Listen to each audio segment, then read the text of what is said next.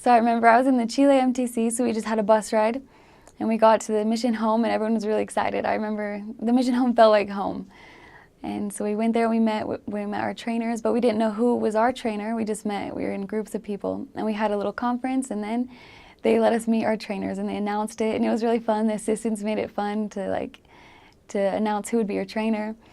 And then we had an opportunity to go contacting with our trainer for the first time, and I remember it was the first time in the streets of Chile, like it's real this time.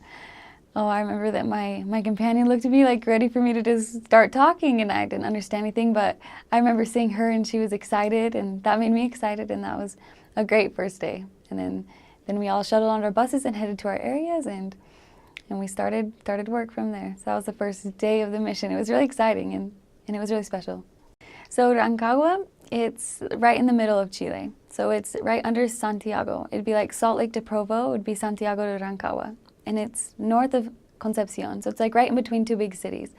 So Santiago has a temple, and that's the only one in Chile right now, but they're building the Concepcion, and that'll be done this next year. And so Rancagua is right in between the two, where there'll be temples. But Rancagua, it's kind of the farmland part. So there's a lot of fields, and they call it campo. And so there's a lot of people, that's what they do. They work in the fields like that. Religious-wise, we met, I'm not sure how this compares to other missions, but there's a lot of Catholics that aren't very active in their church.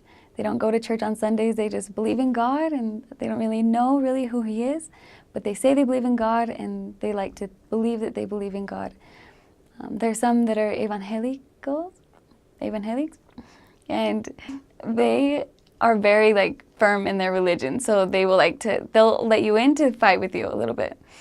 But other than that, there's not very, well, the church, there's, in our mission, there's a few stakes, there's a lot of districts and a lot of branches, but within the stakes, there are a few wards that are really strong, but mostly in this mission, there's a lot of branches and small districts. I think for a lot of the mission, we focused a lot, well, I focused a lot on teaching them the what, what is the Sabbath day, and what are the scriptures, and what are the commandments. But what the people really need is why. And why do I need to live that? And so as you go into the houses of the people, instead of focusing on teaching them what, and trying to declare what the difference is between us and other people, but really help them feel the love that God has for them. And then helping them get closer to Christ, and that will help them to be able to not just focus on which church do I need to, what church is right, but they'll focus on what gospel will get me closer to God. And so that's something that I would focus on. Another thing that we did in our mission, with our mission president we have right now, is we focused on helping the youth. And so a lot of the people that are older, they're not really willing to change. They're kind of set in their traditions. But the youth, anyone from 15 to 25, they don't want the life their parents had, or they're looking for a different change. And so when we come up to them and we start asking them questions about God, just who do you think He is? What do you believe? And then they get talking, and then you understand, and then you can kind of just share a little bit of what you know. And as you bear your testimony, that's when they can feel the Spirit, and that's when they can feel that, oh, there's something about what they're saying is true. And you leave them on good terms, and you're not too persistent, because that'll just close them off. But you leave them wanting more, and then you're able to go back. And so the youth are able to kind of have a more open mind.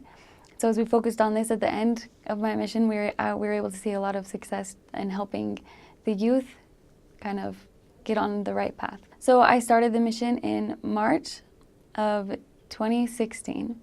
And so I started in a little town in Santa Cruz. It's just it's called a pueblito, just a little town. And there's a lot of people that they work a lot. And there wasn't very many members. Well, there are a lot of members, actually. We have a little book that's Mi Obra y Mi Gloria, which is a list of all the baptized members in the area. And there's probably 800 to 1,000 that are in this branch that are members, but only about 50 to 70 people go to church. So a lot of the work in most of the areas I was in is a lot of just trying to help people that maybe got baptized that didn't know what they were doing, or that didn't really have a firm testimony to remember what they actually did and why it's important, and then they can reactivate.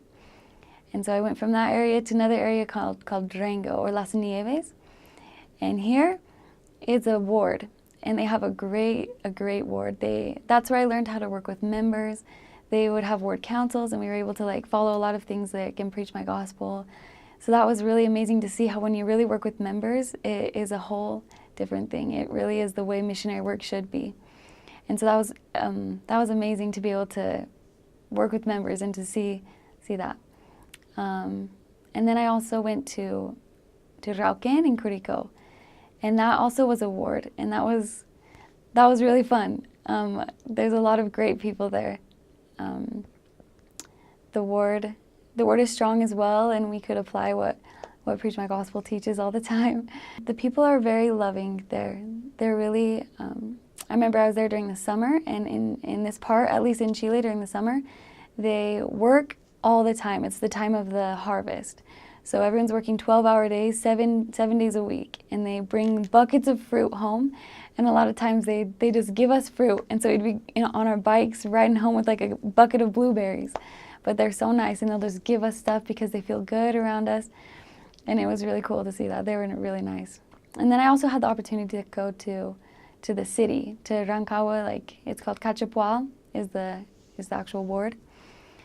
And there it was interesting. It felt different because it was in the city, the streets. There were lots of cars. There was a lot of energy, so it was fun to kind of go tracting in the streets because there were just so many new people every day. And we tracked and we'd get to know new people, and it would usually be references for other areas, but either way it's the same work.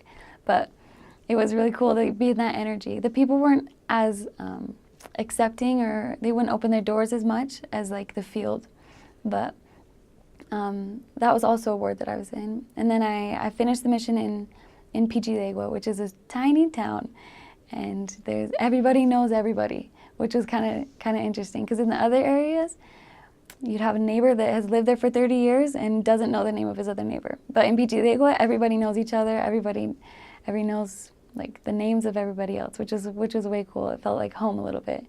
It was interesting to go from a city to this other place where there was only 15 people in church, but you kind of feel like home a little bit. So that was really cool to finish there too.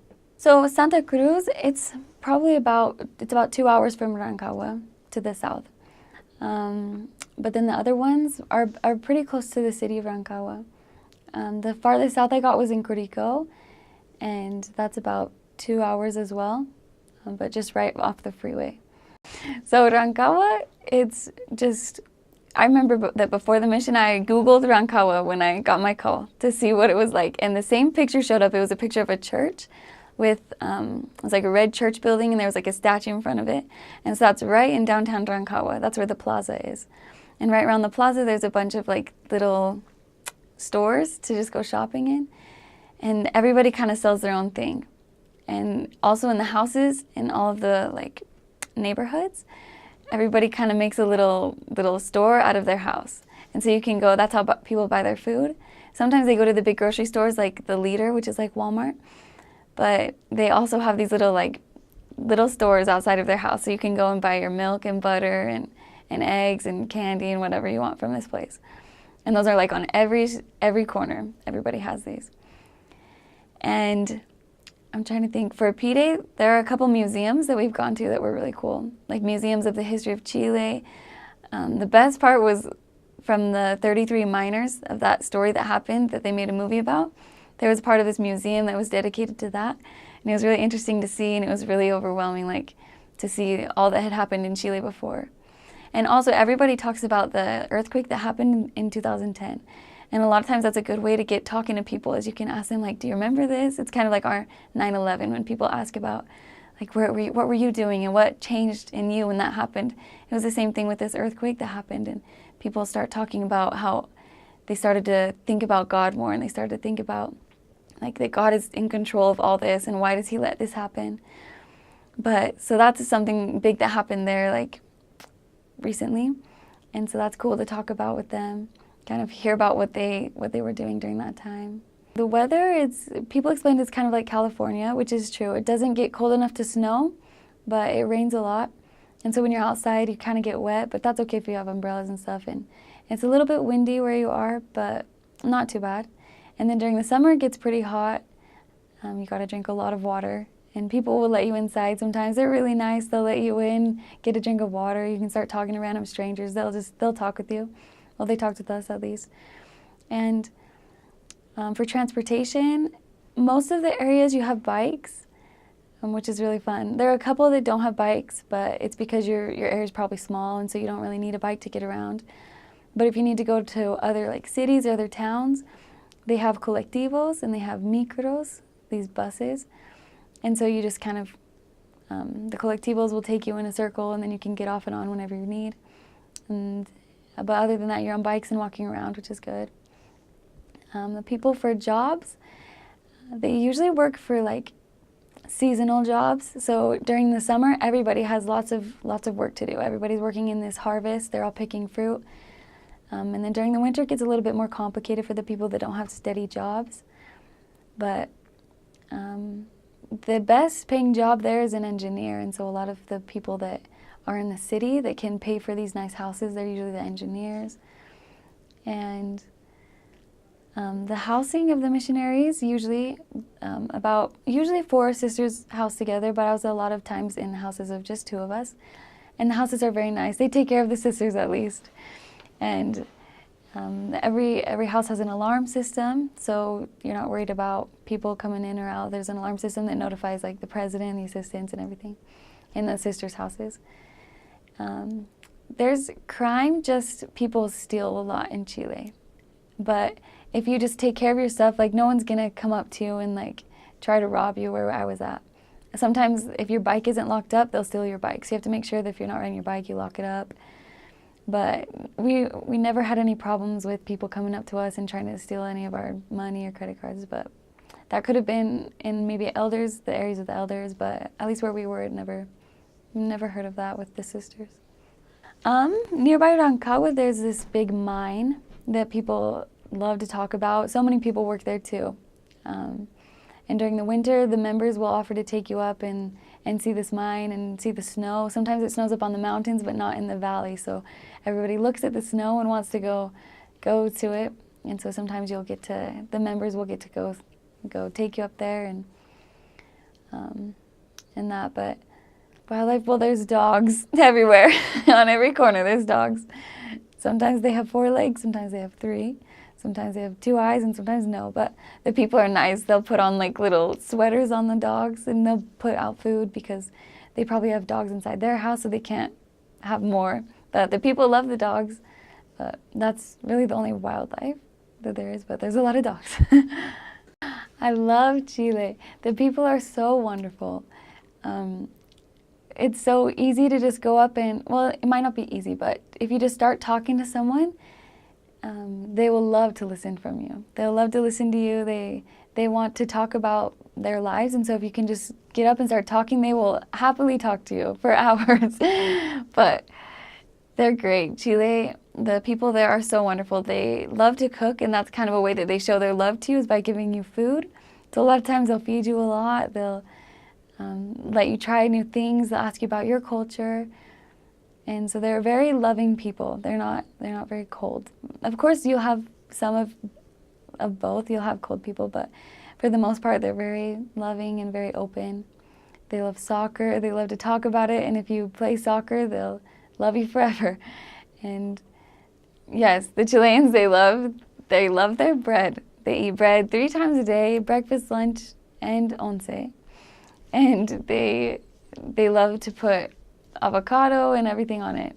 And they love to give you food as showing them their love for you. So sometimes you just gotta keep eating. But so for lunches, they would give us a big plate because that's their main dish. And so they would eat, a lot of times they eat what's called porotos, which are just beans. And those are really good too. They eat like soups a lot of times during the winter. They always have soup. They eat their classic salad. The Chilean salad is just onions and tomatoes, and the dressing they put on it is oil and salt. And just put that together, and that's their Chilean salad. And they also eat what's called cazuela, which is like soup with meat and corn and squash, just kind of all together. They also have what's called once, and they eat that. It's like their dinner, but it's small because their lunch was big. They eat that about 6 or 7 or 8. in the evening. And usually what they do is they just have like their tea and coffee or their like herbal infusions, I think they're called. And they eat it with bread, and then they have avocado or tomato and stuff, and they put it on there. Sometimes they eat completos, and this is the stuff you can buy on the street, like where you'd see fast food or things on with street vendors. They have completos, which are like hot dogs, but they have guacamole. Well, they have avocado and tomatoes and onions and a ton of mayo, and they just eat it. It's huge. And then you can also buy sopapillas, which are like little scone type things that are kind of made from squash. It's just fun, especially with, I think for me, public transportation was fun. When you're on the buses, you can just start talking to people, and they just love to talk, and they're really like, they want to be your friend. I don't know if that's how they are with everybody. With Americans, they just want to be your friend, and so that was fun. Like, that's something that I'll miss for sure. And the people that are they're so loving. It's so fun to talk to them still and like hear about their lives. They just really care a lot, which is really fun, which is the best part for me. That's what I miss most. I like in Chile that you can just kind of walk out and buy whatever you need right on the street. Everyone does a lot of things with their hands. So everyone knows how to crochet, everybody knows how to make like cool jewelry and stuff. So everybody's really crafty, and so that's how they can provide for their families when they don't have maybe a stable job. They can start selling things, or they can start like doing things for service, because they know how to do a lot of things like manually, which is really impressive. So the Spanish is fun. It's great. I remember my last companion, she was new to the mission, and so we were trying to teach her something that she could say, because she didn't really speak the language perfectly. Like, well, none of us do, but she didn't really have a good grip on the language yet, but she wanted to say some things, so the Chileans liked her to start off with. And so the Chileans, they always say the word cachai, which means like, cachai, like, do you understand? But it comes from the word catch, I guess, in English, like, did you catch that? And so a lot of times they'll talk to you and they'll ask you like, cachai, like, do you understand?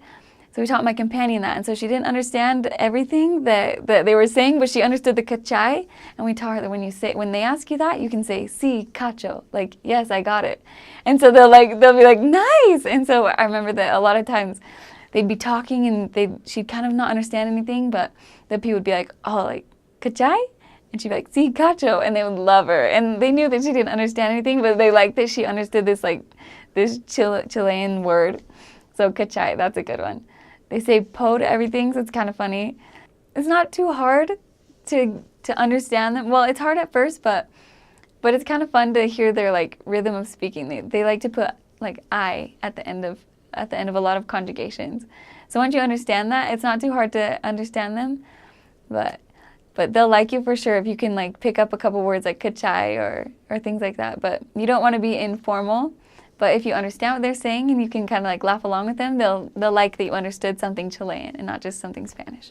What I noticed when they would speak, they'd kind of have this like, at the end of what they were saying, they would go up in their tone.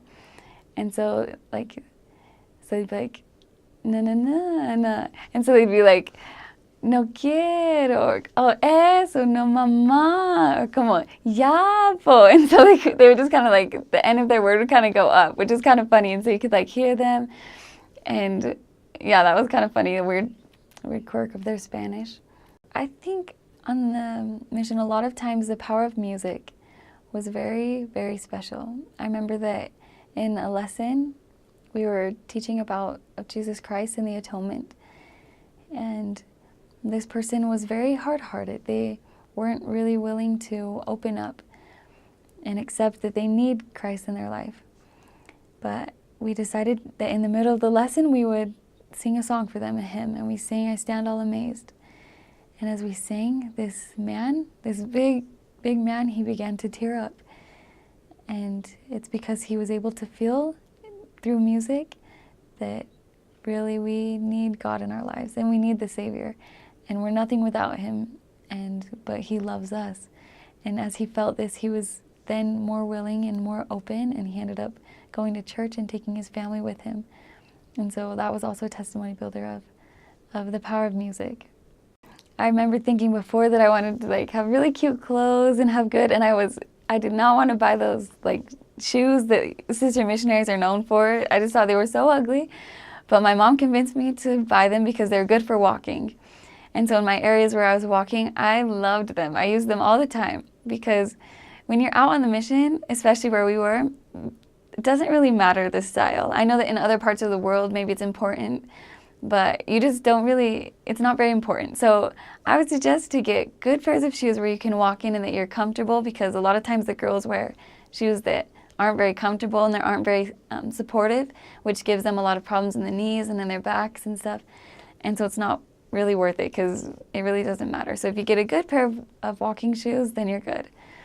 With the clothes, it does get kind of cold during winter time, just with wind and stuff. So if you get skirts that are like heavier material, that's good. But also during the summer, you're gonna want some with that's like a lighter material. But a good raincoat, like a nice warm coat that doubles as waterproof and warmth, that's perfect. You'll be good. They have stuff that you can buy down there. So I didn't know how much before I needed to bring from home or that they would have, but they have like anything that you need, from like gloves and hats and coats, and they have like neck warmers that they use all the time, and scarves and socks. I didn't bring them from home, but down there in Chile we bought these like polar shirts that we'd wear underneath our clothes that just gave us more warmth and stuff in the wind and stuff. So that's good with clothes. With the bags, a lot of the sisters wear those bags that you can buckle right here, which is kind of nice because your shoulder will get tired. I was lucky that I was in a bike area a lot of times, so I could just put my bag in my basket. But for the sisters that are going to be walking a lot, to have a bag, especially with all your scriptures and with all the pamphlets and everything that you have in your bag, it can really like hurt your shoulder. So if you have one that can buckle, that's also nice. And they're not like the most prettiest thing, but it doesn't matter in that mission. But with safety, you just have to be careful. You have to be aware of your surroundings. And you just have to make sure that you are not in dark places and that you know where you're going. But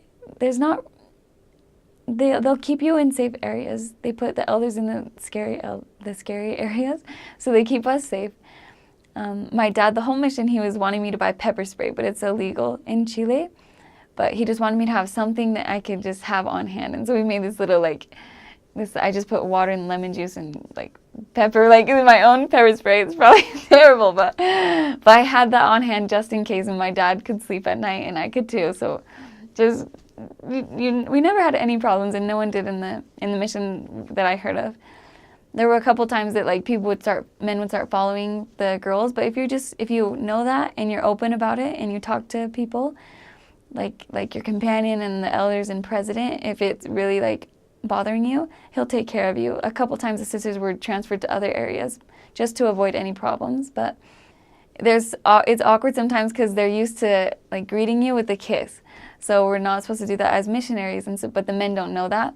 So when you come to shake their hand, sometimes they'll go in for a kiss, and it's an awkward situation, but you just kind of have to give them a little bit of a stiff arm, and you have to just not let them like kiss you, I guess, which is kind of hard. But then you just kind of explain that it's a rule that we have, and we just don't want anything to happen. And if they choose to get offended, it's a bummer. It's kind of sad, but other than that, that's the uncomfortable situation that happens the whole time, is just trying to not get them to kiss you on the cheek.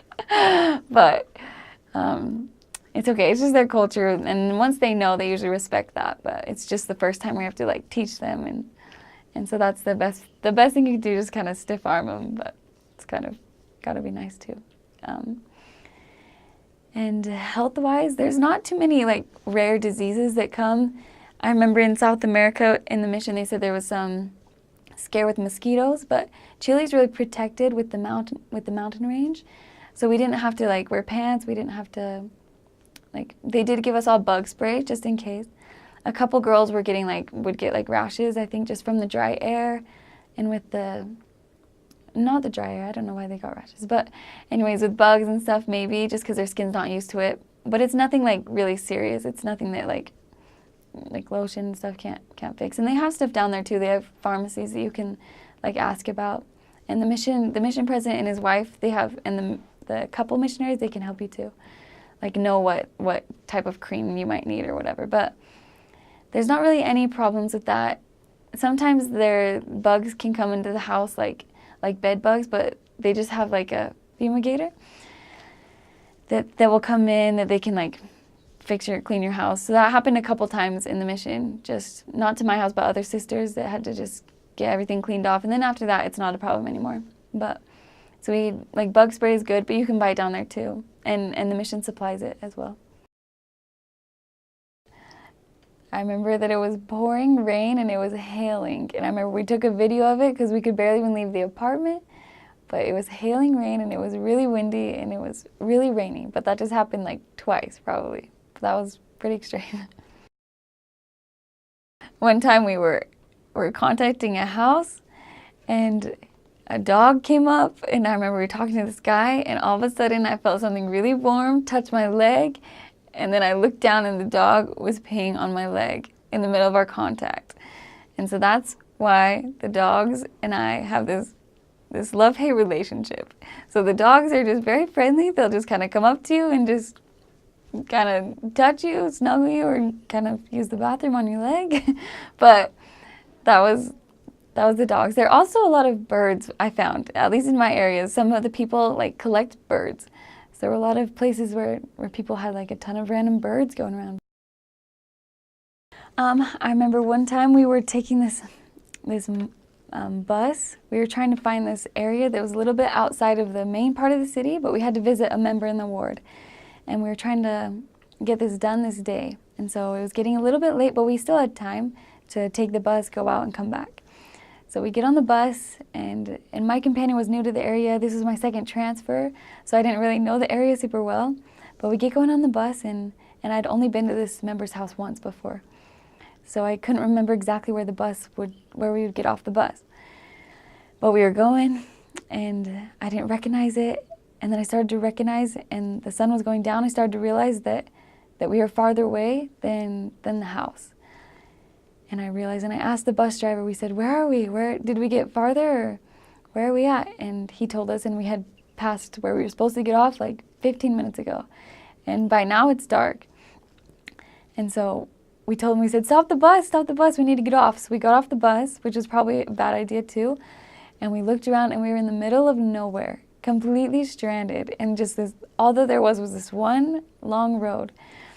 And we could see the stars, it was really pretty, but for some reason we didn't stress. I don't know why, but we just were kind of enjoying the stars, but we were thinking, what could we do? So we decided we would start walking back towards where like we needed to go, and then wait for another bus and flag down a bus when it was coming the opposite direction to take us back and get off where we were supposed to.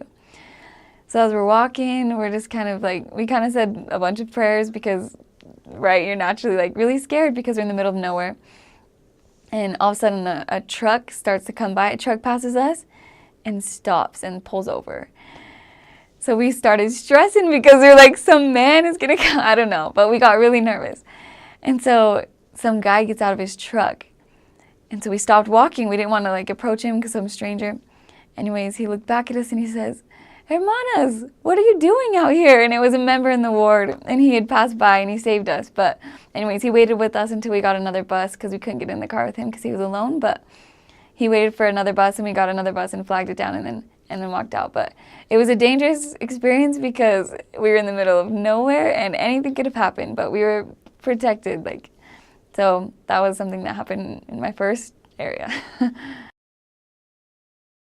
Something that I learned many times from experience was the importance of goal setting and making good plans, that really we can accomplish anything. There's no limit to what we can accomplish, but we have to set goals. And the desires that we have are only desires until you actually write it down, until you actually start working towards it. And so when you get a good goal, you can reach it, and you can set plans and work towards something every day to accomplish something great. And that's something that we did a lot of times in the mission with obviously the numbers and stuff, but also like personally with studies and topics that I wanted to improve myself, to be able to set goals and really see things that you can accomplish. And without that, you're kind of just going through life, like just living life how you want. But if you set goals, you can really accomplish great things. The word for embarrassing and pregnant is almost the same, so that's happened. And the word for fish and the word for sin is a lot the same. So it has happened where I've ordered sin and where I've also talked about the importance of not having any fish and being clean from fish so we can return to God. And so fish and embarrassment. That's happened many times. It's hard when the people don't fulfill, or when the people don't complete their commitments, or when they don't read the Book of Mormon when they said they would, because it's heartbreaking, and we know that's what they need to know that the church is true and that the gospel is true. And so when they don't do that, it's really heartbreaking. So that's why it's hard, because, right, so it's just kind of really hard to, because you know that's what they need and they can't see it yet, so they don't put it in priorities to read their Book of Mormon or go to church when they said they would. So that's why it's hard. There was this young man that we met.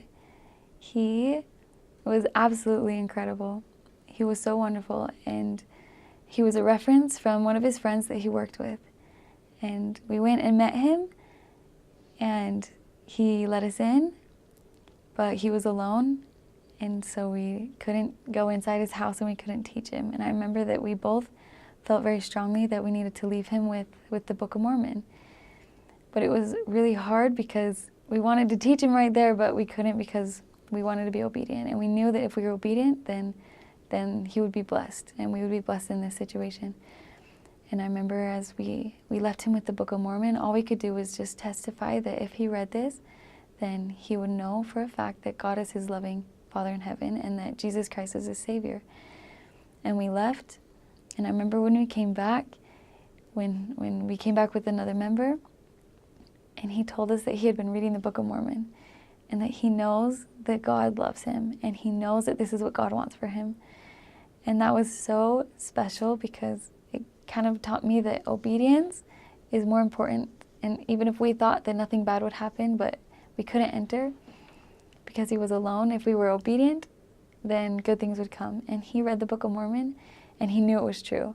And when he told us that he knew it was true, the Spirit was so strong, it was undeniable, and we all could feel it, and he could feel it too.